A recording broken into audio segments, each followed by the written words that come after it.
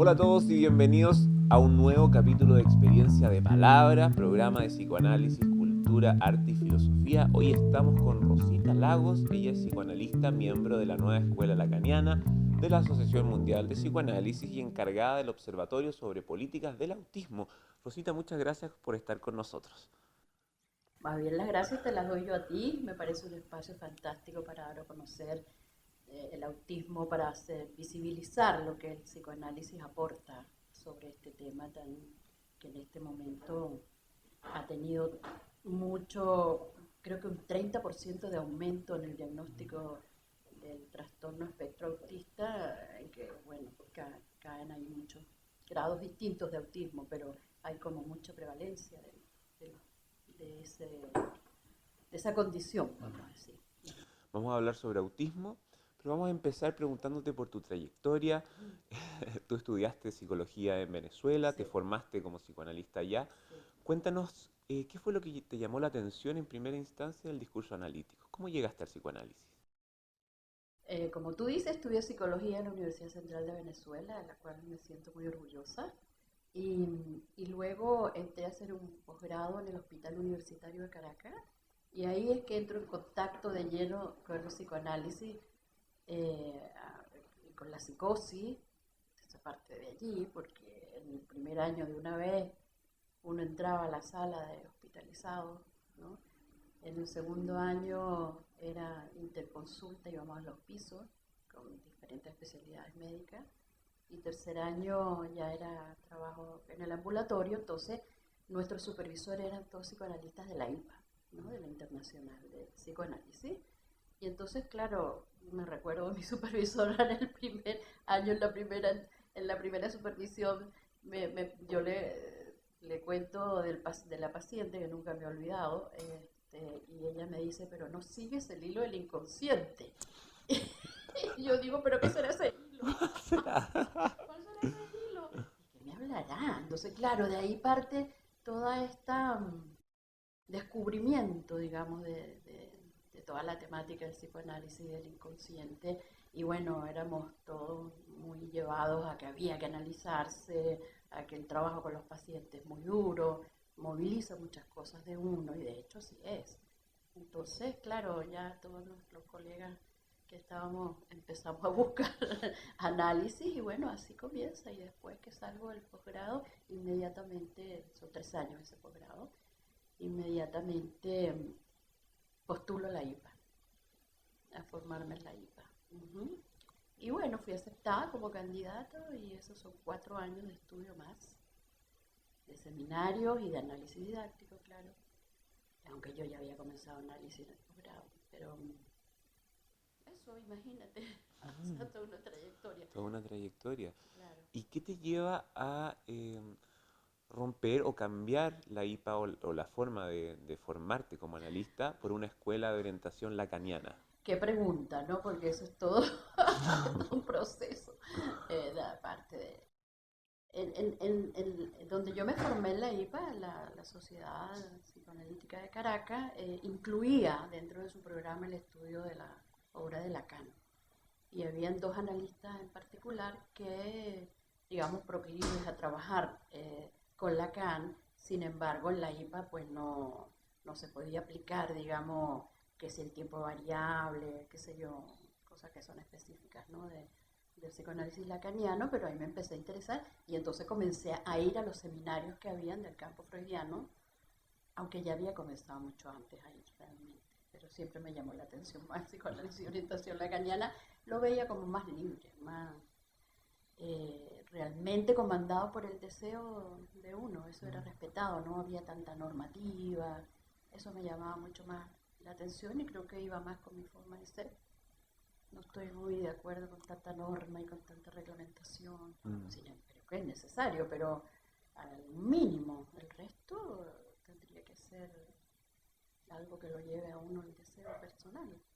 ¿Y qué te Y llamó ahí la me atención? salí. Y Ahí ahí te saliste. renuncio a la IPA y me voy a la escuela del campo freudiano, que en ese tiempo se estaban dividiendo, y con mi analista quedó de un lado y yo quedé de ese lado. Así sencillo. Se dividió la escuela del campo freudiano a Caracas. Se separaron en dos grupos.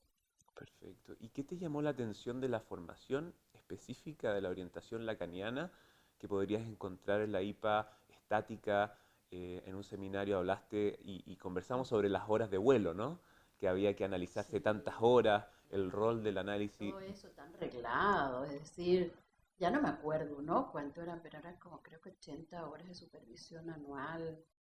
El, tenías que tener el mismo paciente por una cantidad de horas, que al final casi que uno le tenía que pagar al paciente para que se quedara, porque si el paciente se iba, uno perdía todas las horas que tenía de supervisión. O sea, me parece que ojalá que eso haya cambiado, ¿no? Porque creo que eso no iba muy bien. Y no había mucha libertad tampoco como para discutir esas cosas, o sea, eso era un lineamiento y había que seguirlo. Yo me acuerdo, mi primera paciente de supervisión que, producto del mismo trabajo, una chica veterinaria que tenía una fobia a los perros. Era paradojal. Pero claro, completamente, y parte del trabajo analítico, ella supera la fobia y se va a hacer un posgrado a otro país. Entonces, pero yo no alcancé a tener las 80 horas. Llevaba como que 40 horas de supervisión, algo así, no me acuerdo bien. No cumplía con la cantidad de horas para que se me aceptara esa supervisión y tuve que comenzar con otro paciente de cero. Aunque se haya llevado muy bien la cura. Eso era lo que yo reclamaba, pues hasta mandé una carta y todo, claro, porque ¿cómo si es parte del trabajo analítico que esta paciente haya concluido este tramo, por lo menos de su análisis? O sea, ¿cómo la dejo obligar? No, mire, no se vaya a ningún posgrado porque me echa a perder mi supervisión. Formación. No, eso ya era demasiado. Entonces, bueno, pero uno lo seguía porque estaban formándote ahí. Muy buena la formación, la verdad, Freud full. O sea, son 4 años estudiando todos por freudiano, Klein, médico, Bion, Lacan, todo Lacan. por freudiano. Pero los 2 primeros años son full Freud. Entonces creo que esa es una base fundamental. O sea que yo echo un poco de menos en la formación, en la escuela lacaniana, que creo que no se recurre tanto a Freud. Es necesario leer a Freud para luego entender de dónde Lacan Sí, propone lo que propone. Y no claro. propone de... Su referencia constante Claro, y un pensador sumamente fresco actualmente. O sea, sí, no sí. está desfasado, se puede leer y se puede interpretar a los niños. Hablábamos con Paloma Castillo, con Patricia Castillo, el capítulo anterior sobre la importancia de rescatar a Freud y sobre algunos casos freudianos y sobre algunos post-freudianos que tomaron los primeros estudios de autismo. Estamos hablando fuera de cámara de la Francis Tostin y de otros, de la misma Melanie Klein. Em, ¿Qué te interesó del autismo, de la afección autista? ¿Te encontraste con ella en la práctica? ¿Teóricamente lo abordaste primero?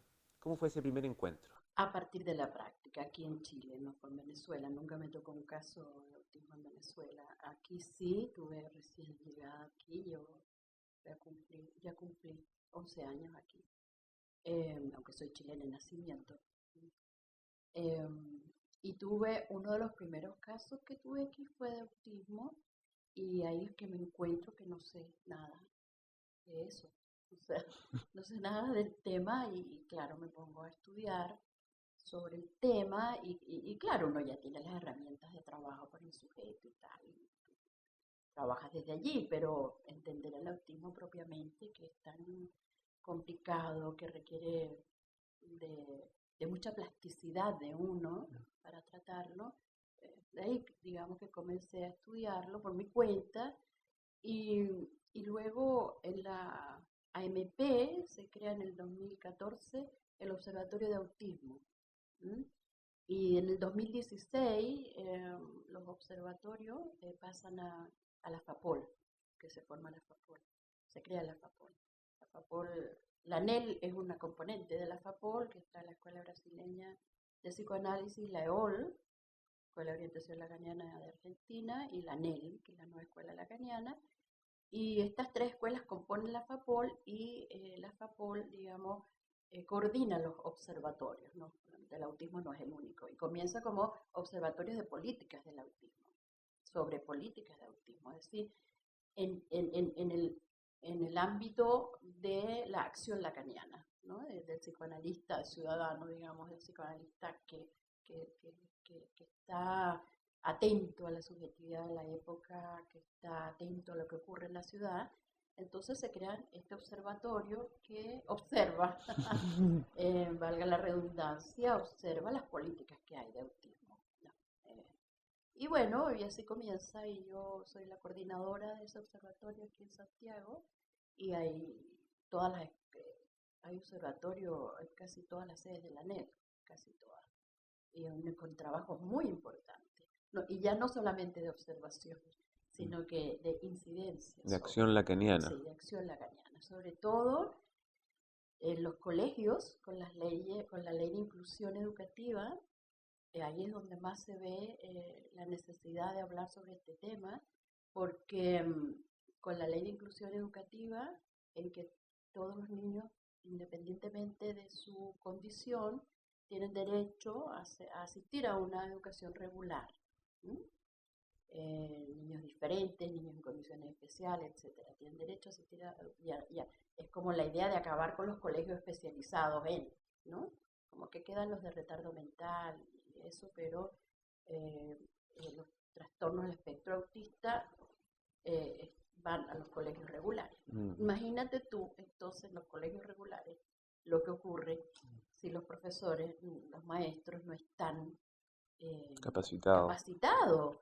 Entonces pretenden que a un niño con autismo tenga la misma, trabaje de la misma manera, o se le pida lo mismo que a los demás niños. Entonces, como la idea de normalizar al autista, de volverlo y que normal, no como si existiera la normalidad, pero bueno, digamos, el niño disruptivo, que grita o que tiene un movimiento estereotipado, que no responde, digamos, a lo que es la educación regular, pues se ven graves problemas.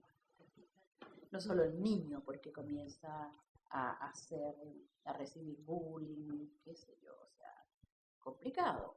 Y a los maestros les significa un trabajo extra para el cual no siempre están preparados. Entonces, ahorita aquí en Chile hay los PIE, que son los programas de integración escolar, pero no todos los colegios tienen PIE, están auxiliados, digamos, por el PIE, que son fondos del Estado que permiten que hayan terapeutas ocupacionales, que haya fonoaudiólogos, psicólogos, etcétera, que eso requiere, por supuesto, un presupuesto extra, y los PIE, como programa del Estado, da esa oportunidad, pero no todos los colegios tienen PIE. Respecto al autismo, varios teóricos históricamente lo han considerado una psicosis. ¿Crees que el autismo como afección, como un estado del sujeto, merece una cuarta estructura, autonomizarlo para abordarlo?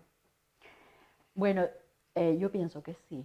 Maleval, Jean-Claude Maleval, psicoanalista francés, él ha estudiado mucho el tema junto con Éric Laurent, tienen libros muy importantes sobre esta investigación, y ellos plantean que sí, por lo menos Maleval es muy claro en plantear lo de la cuarta estructura, como que el autismo es una cuarta estructura, sumada, bueno, a la neurosis, a la psicosis, a la perversión, que son las otras tres, esta sería la cuarta.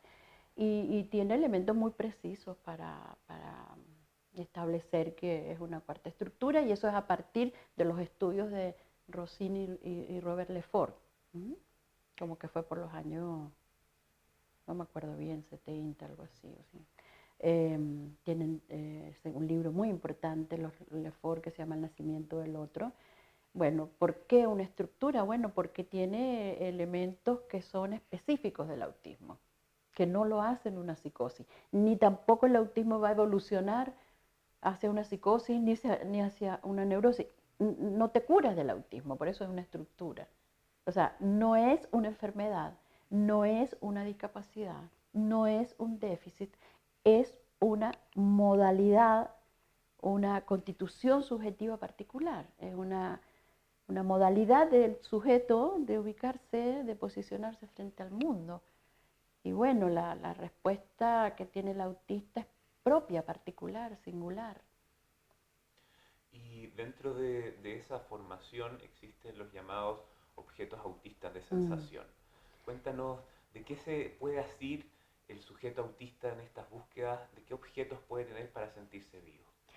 Mira qué interesante eso que tú planteas, porque esto es específico del psicoanálisis, de orientación lacaniana, ¿no? Que es plantear que en el autista lo que se observa es una, digámoslo así, para hablar en castellano, es una desregulación del goce, es decir, el sujeto autista vive en lo real de la angustia, ¿no?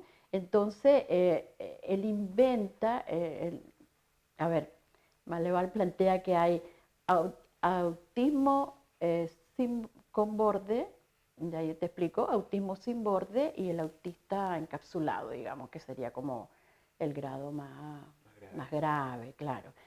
Entonces el autista con borde y el autista sin borde. Entonces ahí entramos. La necesidad de que haya una regulación del goce que se puede desbordar, y para eso el autista va a inventa, o cualquiera de estas tres posibilidades, un objeto autista que lo apacigua, que puede ser un iPad, y ahí te quiero decir algo, un iPad, un teléfono, un peluche, etcétera, ¿no? Un objeto autista que lo completa, que es una manera de regular su goce, digamos, una manera de regular el desbordamiento que puede tener frente a la angustia, ¿no?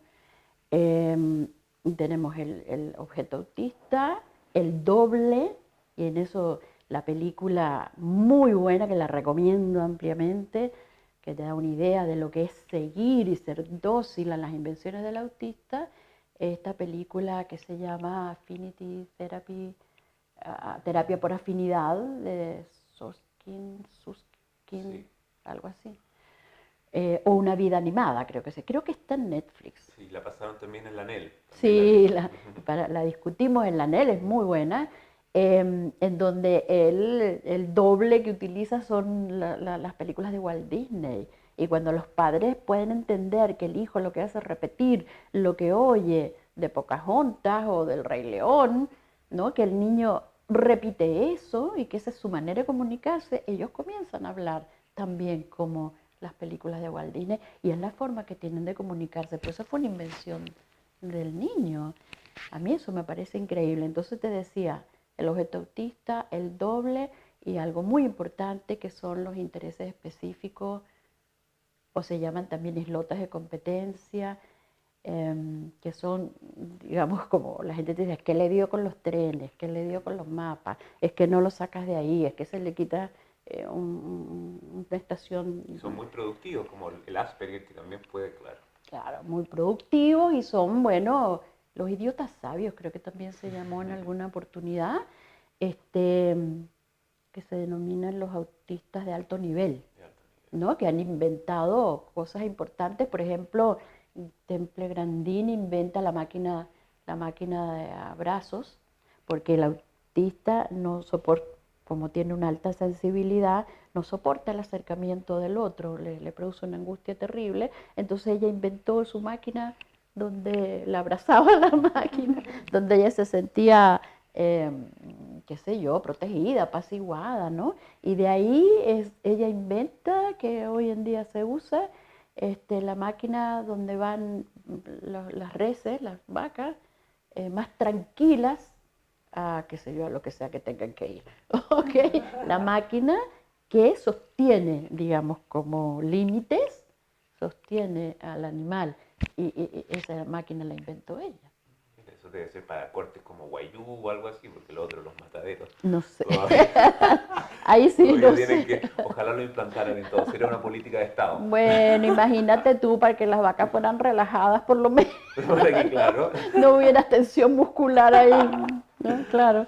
Bueno. Rosita, antes de irnos a la pausa, queríamos preguntarte sobre el pronóstico, teniendo en cuenta el caso a caso. ¿Existe una teorización sobre la importancia de la detección temprana antes de los trastornos del habla, que sería donde se ve más y llegan a la consulta los padres con los niños?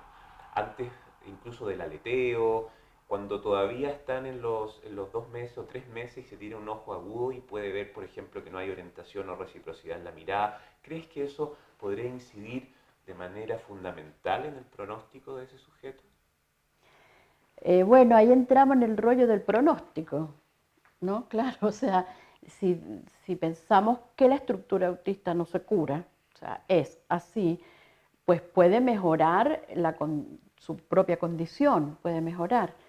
Hay bastante controversia con respecto a la detección temprana, principalmente, en mi opinión, los padres se angustian muchísimo, muchísimo. Entonces, no sé si realmente ayuda que de un inicio, o sea, que a los pocos meses de nacido se diga, bueno, mira, este es un sujeto autista, porque creo que hay que ir con calma, porque la angustia misma de los padres puede perjudicar el asunto, ¿me entiendes? Entonces, fíjate tú que el autismo, quien lo detecta es el neurólogo, ya ni siquiera el pediatra, ¿no? Es el neurólogo. O sea, se considera un problema neurológico y por lo tanto como una enfermedad, cuando no lo es.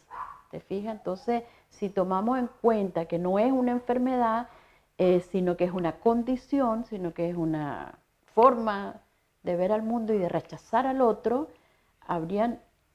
no hay medicación, nosotros no nos preocupamos por la causa. Hoy en día pues hay muchas investigaciones, ninguna es conclusiva, sino que la forma de tratar a ese niño, ¿no? Siendo dócil, como digo, a sus invenciones. Hay que estudiar eso con calma, yo creo que está todo siendo investigado en este momento. No sé, el Estado tiene una guía, un protocolo para el autismo específico, digamos, de sugerencia a los médicos para ver cómo situar si hay autismo o no hay autismo.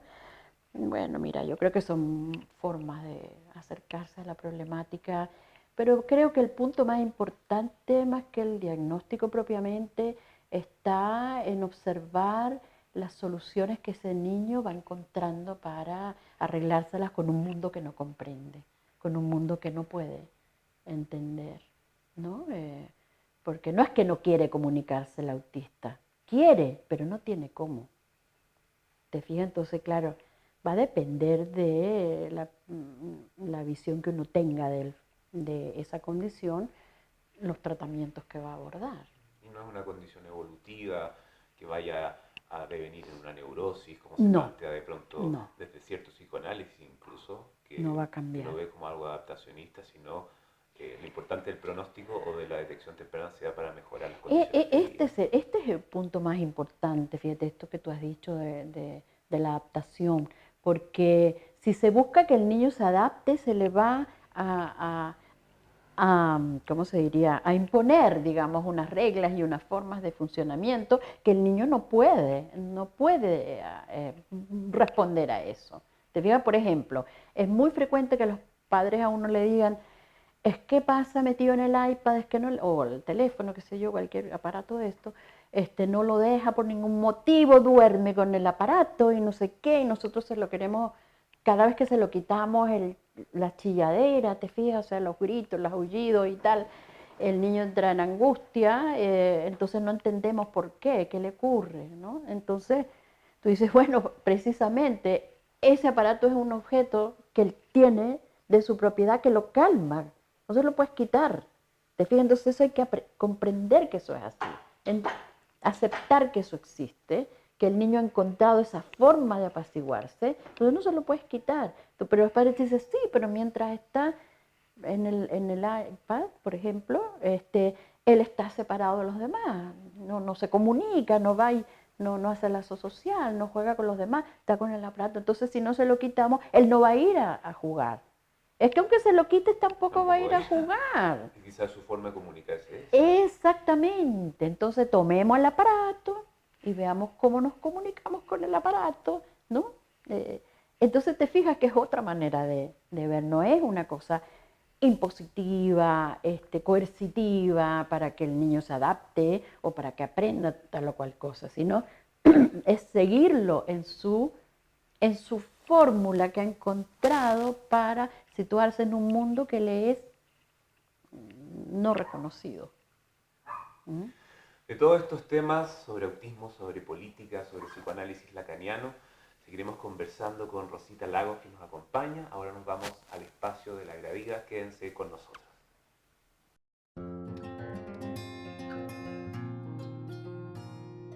Orégano. Cuando aprendí con lentitud a hablar, creo que ya aprendí la incoherencia. No me entendía nadie, ni yo mismo. Y odié aquellas palabras que me volvían siempre al mismo pozo, al pozo de mi ser aún oscuro, aún traspasado de mi nacimiento, hasta que me encontré sobre un andén o en un campo recién estrenado una palabra: orégano. Palabra que me desenredó como sacándome de un laberinto.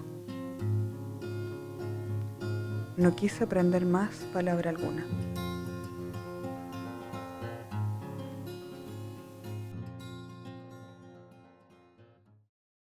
Bienvenidos de regreso, estamos con Rosita Lagos, miembro de la Nueva Escuela Lacaniana y de la Asociación Mundial de Psicoanálisis, hablando de autismo, psicoanálisis clínico, aplicado, política y otros temas. Ojalá no alcance la entrevista para hablar de tantas cosas.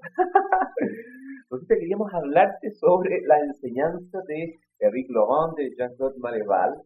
¿Algún aporte específico que haya causado en ti una distinción en la clínica? ¿Algo que te acuerdes particularmente en la teoría, en la enseñanza del autismo, en el dispositivo de enseñanza de la ANEL, o en la clínica también, sobre estos autores específicos que se han dedicado a expandir y a desarrollar bastante la concepción desde la orientación lacaral? Súper amplio.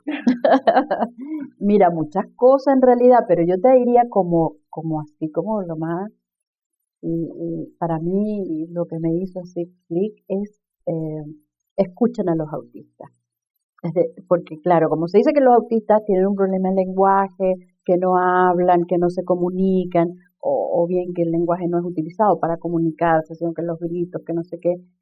Entonces cuando yo dije, escuchen a los autistas, ¿qué es lo que hay que escuchar en el autista? Evidentemente no es la comunicación a través de lo verbal, aunque Lacan dice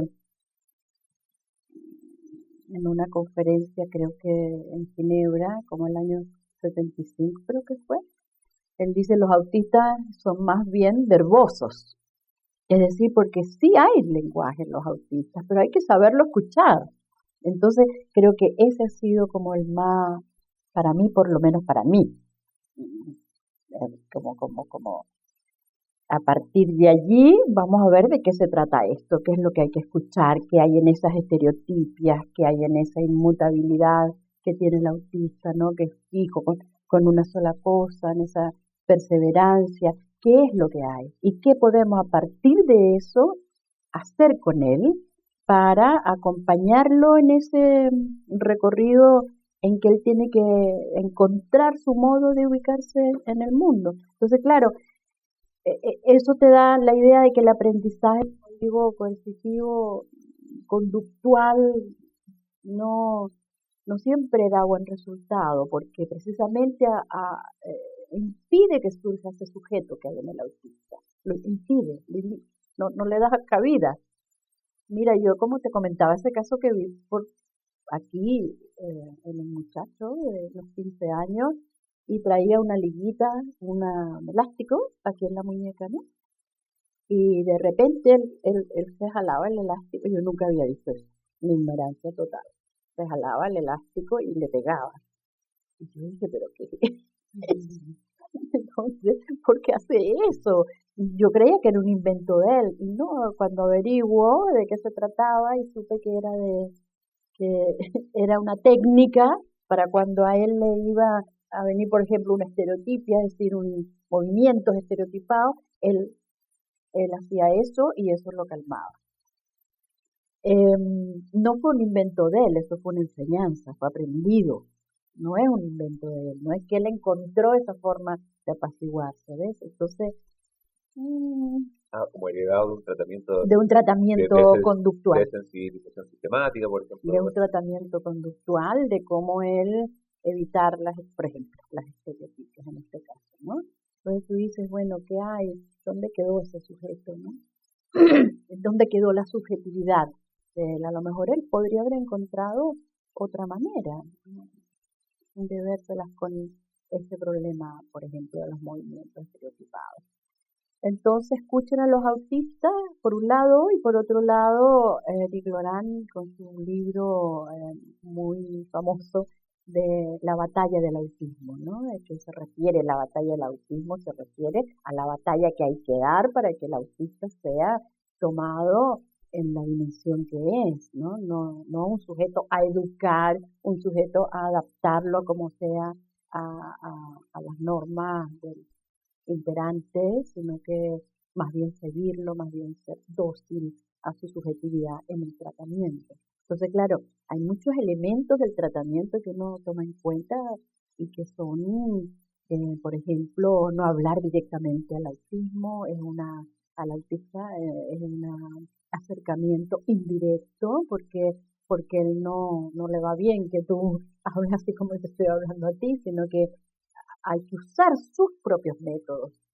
Entonces, indirectamente, nada frontal, respetar las defensas que él ha elevado para vérselas con lo que lo angustia.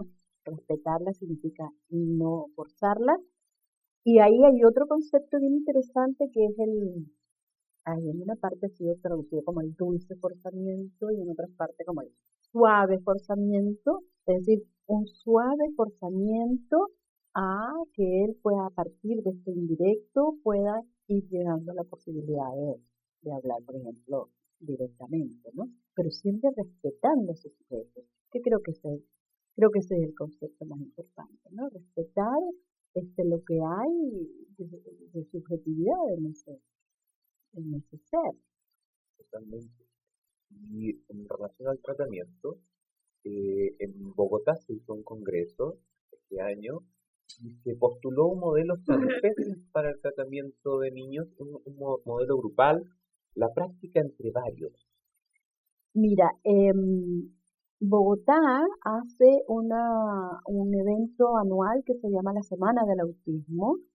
Está organizado por Lisbeth Ahumada, quien digamos, lo promueve, lo organiza a partir de una fundación que es Antena Juventud, que parte de varias antenas que hay, que se fue en Europa principalmente, ¿no?, que se hicieron, que son instituciones que reciben a este tipo de niños con esas condiciones, no solamente autistas, también psicosis, que eso ya sería otro tema, diferenciar autismo y psicosis, pero bueno.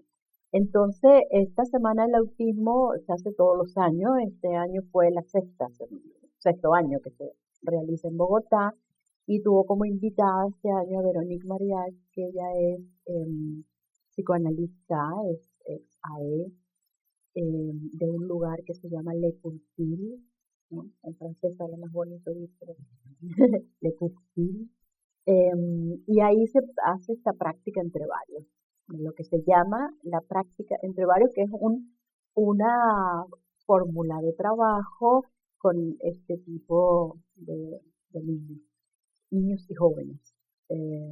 La práctica entre varios, fundamentalmente, como lo dice su nombre, es que hay un equipo, pero para no hablar de equipo, hay varios profesionales, pero todos están desde la orientación psicoanalítica. Y cualquiera de ellos va a responder a lo que el niño haga, va a responder desde lo que se trata como, desde lo que se toma como el tratamiento psicoanalítico. Pero no hay un responsable, un tratante del niño, sino que todas las personas que están allí trabajando responden cada una a las necesidades que tenga ese niño, a las demandas que tenga. Y bueno, se hacen grupos de trabajo, etcétera, y se hacen reuniones clínicas en que se trabajan los casos entre todos. ¿me entiendes? No hay una persona que esté a cargo, por lo tanto el niño o joven hace transferencia con varios. No es tan amenazante así la relación persona a persona, que es lo que realmente es lo que el niño o joven autista siente como muy amenazante, muy intrusivo. Nada de invasión, es dejarse llevar, es dejarse enseñar por el, por ese sujeto, dejarse enseñar. Entonces, todos los intervinientes, que así se llama en la práctica entre varios, todos los intervinientes en ese trabajo se dejan llevar por el niño, pero por supuesto con ciertos límites, o sea, situaciones de extrema violencia, por ejemplo, de extremo desbordamiento, hay formas de tratar eso, pero me refiero a que cualquiera de los intervinientes lo toma, digamos, a su cargo. Entonces, Berenice transmitió de manera muy, como te dijera, con la pasión que ella tiene por este trabajo. Eh, por ejemplo, en un taller que ella inventó, a partir, por supuesto, de lo que le enseñaron los mismos sujetos, un taller en que los niños van inventando, como en un teatro, algunas cosas que les ayudan en su tratamiento. Le Curtil es una institución que recibe niños que tienen niños internados, pero también, o sea, que viven ahí, pero también tiene como hospital día, digamos, pero no es hospital, digamos, es una institución día donde van por el día. Sobre el trabajo multidisciplinario, al parecer en el autismo y bueno, y en las afecciones en los niños, se cruzan muchos discursos neurológicos de los pediatras, terapeutas ocupacionales, kinesiólogos, y con el riesgo también de que los niños queden atravesados por dispositivos médicos que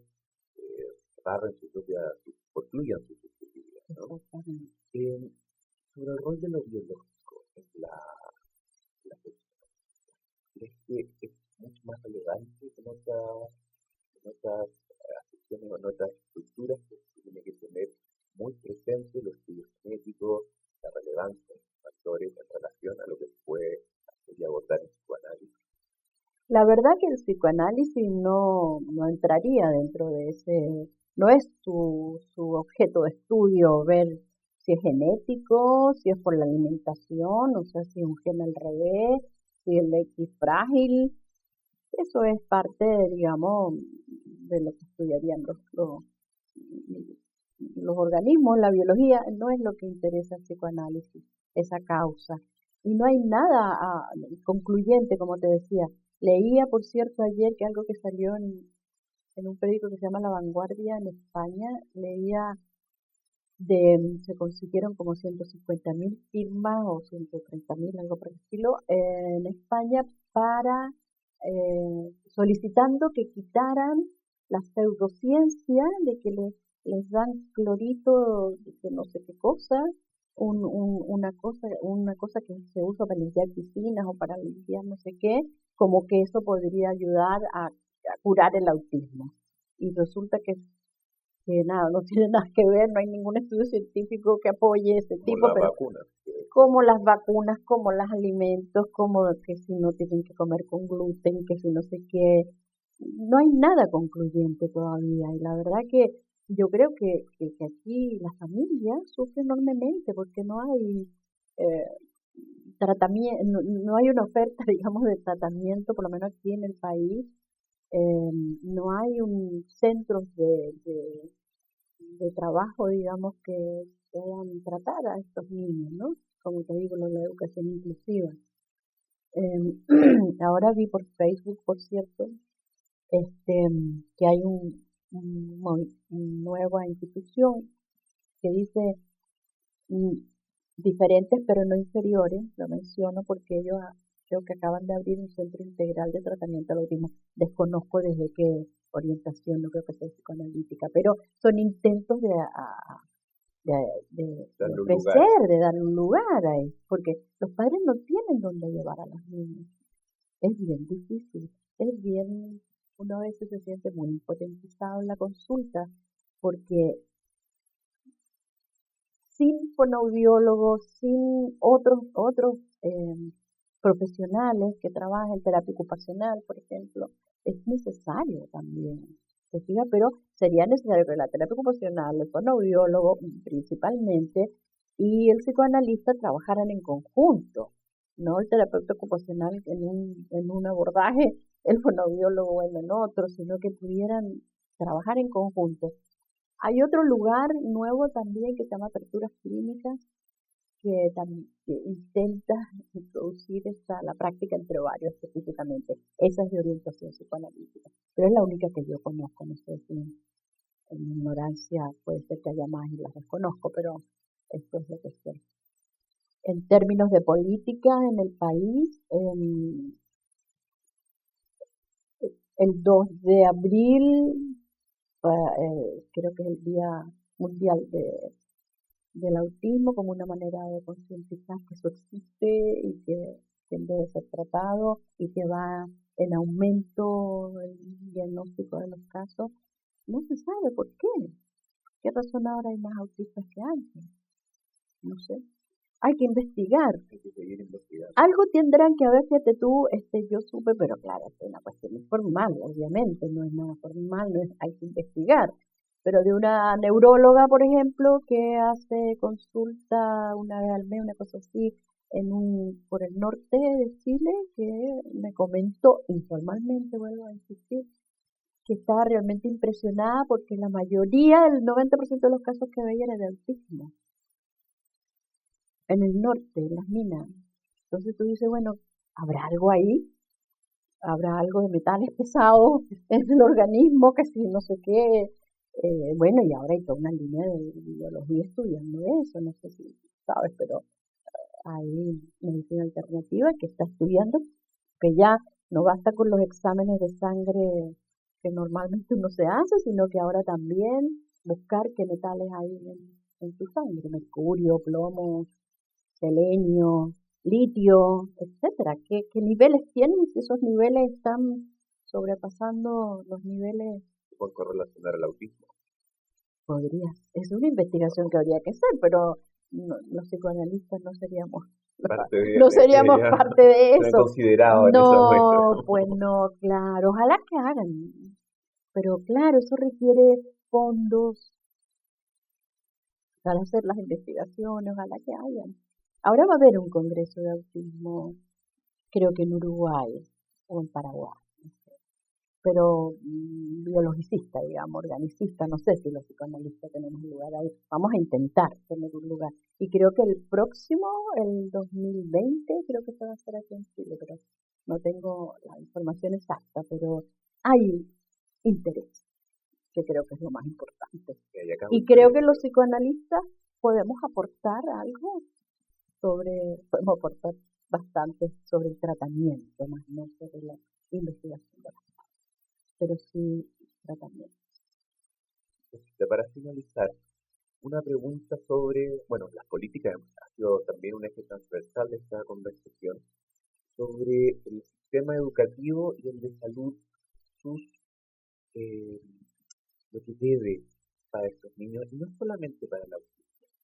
¿Cuáles crees que son las falencias estructurales, algo que se debería ocupar rápidamente para tratar de morigerar los efectos de desubjetivación, de aislamiento de niños que no solamente son autistas, sino que son diferentes? ¿Cuál es el desafío más grande que se debería ocupar actualmente, cuidado las instituciones, para tratar de darles lugar a niños distintos?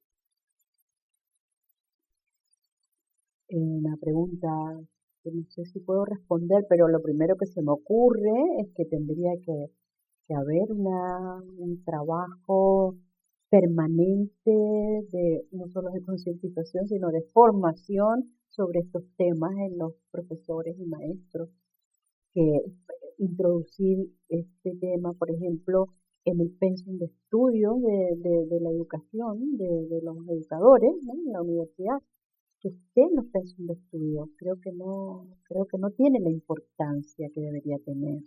Ni siquiera quizás en los pensum de estudios de psicología. No sé si la cátedra de psicopatología infantil que tiene incluido un estudio sobre el autismo, Me parece que no, o muy, muy superficialmente. Creo que hay que formar a los profesionales en esta área, principalmente, para que puedan orientar inclusive a los padres que realmente se angustian muchísimo en su intento de entender a sus hijos y en su angustia y desesperación de no saber qué hacer con ellos, de no saber dónde llevarlos.